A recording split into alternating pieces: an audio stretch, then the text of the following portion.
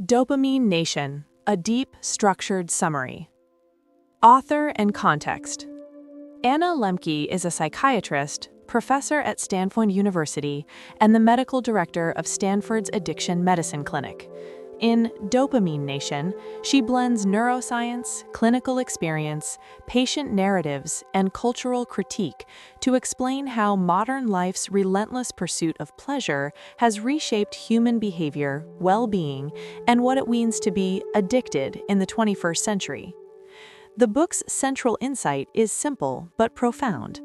Pleasure and pain are deeply interconnected biologically and psychologically, and our environment today offers unprecedented access to pleasure-producing stimuli, upsetting this balance. 1. The pleasure-pain balance, the core neuroscience. Lembke begins by describing the brain's reward system, which evolved to support survival behaviors like eating, social bonding, reproduction, and learning. Central to this system is dopamine, a neurotransmitter that drives motivation, desire, and learning. Importantly, dopamine doesn't just signal pleasure, it motivates pursuit of things that might be rewarding. The brain maintains a kind of homeostatic balance, or seesaw, between pleasure and pain. When pleasure increases, compensatory mechanisms tilt the system toward pain to keep the organism stable. This is a biological law, not a moral judgment. Tolerance, withdrawal, and neuroadaptation.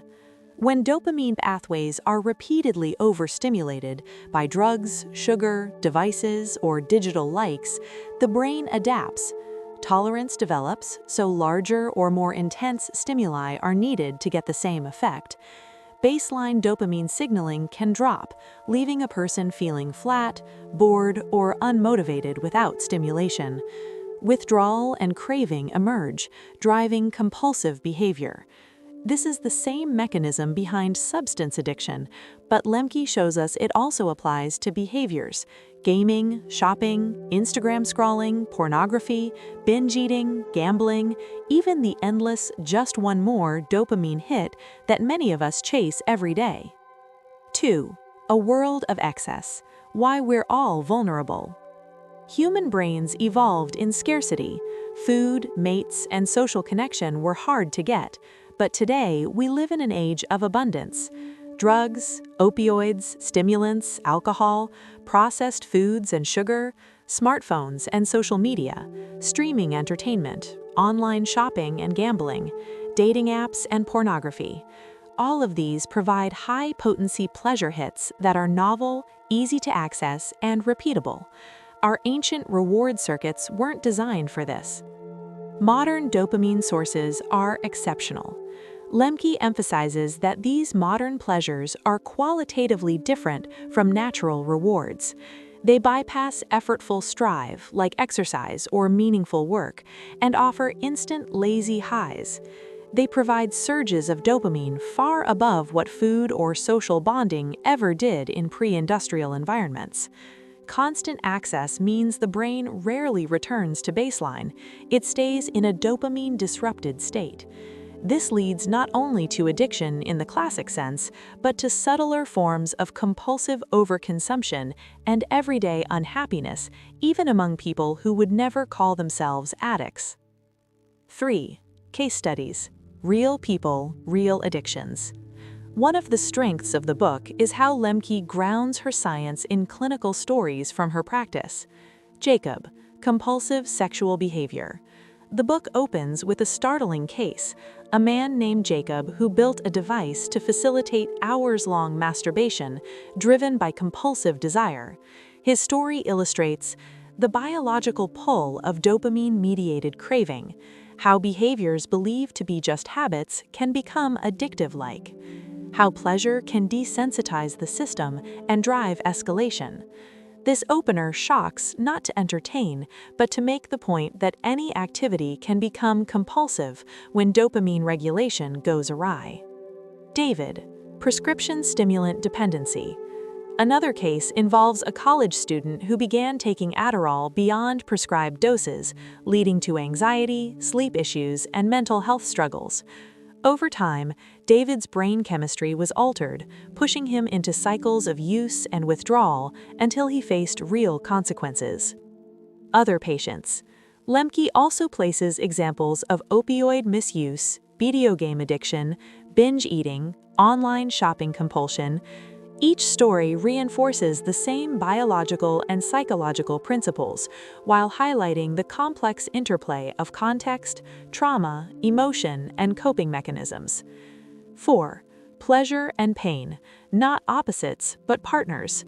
A key conceptual breakthrough in the book is moving beyond the simplistic idea that pleasure is good and pain is bad. The seesaw metaphor. Lembke uses a seesaw. Every time the brain experiences a high pleasure, it triggers compensatory mechanisms that push it toward pain, discomfort, or craving afterward. Importantly, the initial pleasure doesn't go away, but the brain's response changes. Receptors downregulate, sensitivity decreases, and the aftershock of discomfort increases. This process explains tolerance, needing more to feel the same, and anhedonia, inability to feel pleasure. Constant pursuit of pleasure thus paradoxically results in less pleasure over time. 5. Self-binding, a strategy for balance. Lembke doesn't stop at diagnosis. She introduces self-binding, deliberate restrictions and structures people impose on themselves to reduce harmful consumption. Examples include deleting addictive apps, limiting screen hours, setting money limits on certain purchases, avoiding trigger environments, temporarily abstaining from specific behaviors. Self-binding works because it reduces dopamine overstimulation, allowing the brain's reward pathways to reset toward baseline. Abstinence and reset. Lembke explains that short periods of abstinence can be transformative. They break cycles of craving, they reduce tolerance, they enable people to rediscover pleasure in simpler activities, they restore baseline balance over time. This reset is not about perfection, it's about restoring equilibrium in a world engineered to hijack the reward system. 6. The paradox of pain and discomfort.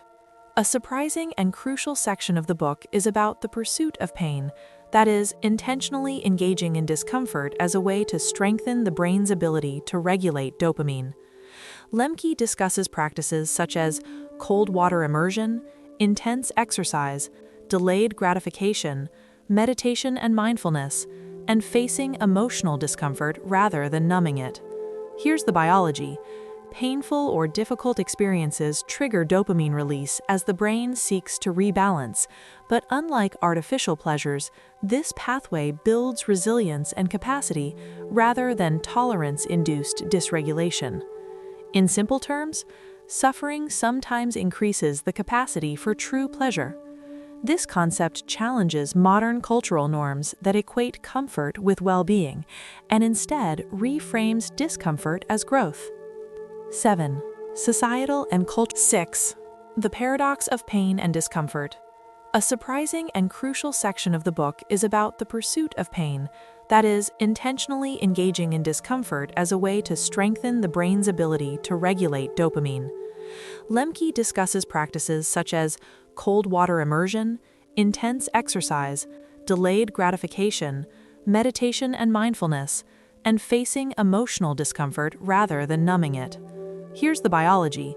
Painful or difficult experiences trigger dopamine release as the brain seeks to rebalance, but unlike artificial pleasures, this pathway builds resilience and capacity rather than tolerance-induced dysregulation. In simple terms, suffering sometimes increases the capacity for true pleasure. This concept challenges modern cultural norms that equate comfort with well-being, and instead reframes discomfort as growth. 7. Societal and cultural critique. While Dopamine Nation is grounded in neuroscience and clinical work, Lembke also provides a broader cultural perspective. She argues that our society rewards avoidance of pain. Pain, emotional, physical, psychological, is culturally stigmatized. Modern medicine often treats discomfort with medication rather than context or coping skills.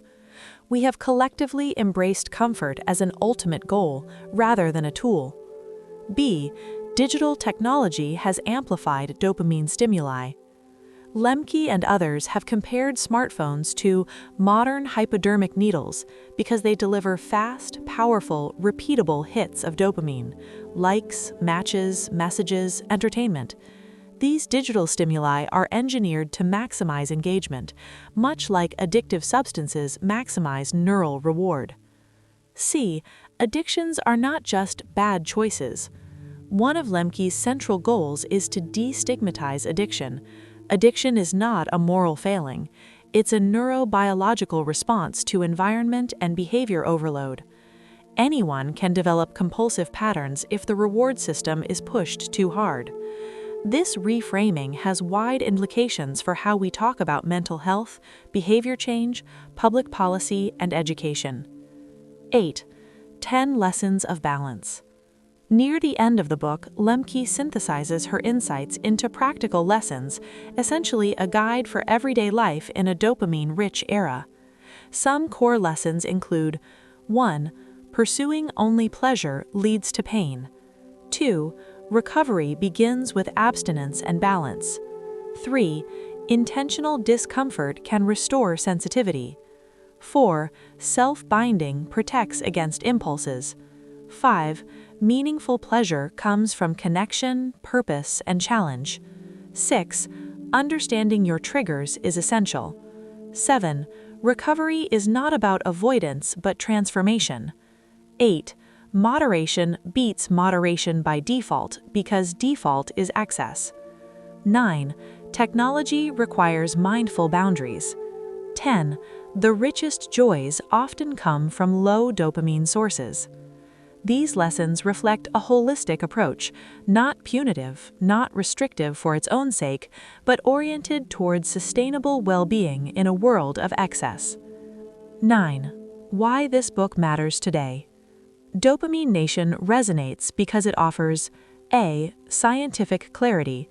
It shows how reward neurobiology works and why modern pleasures are so powerful.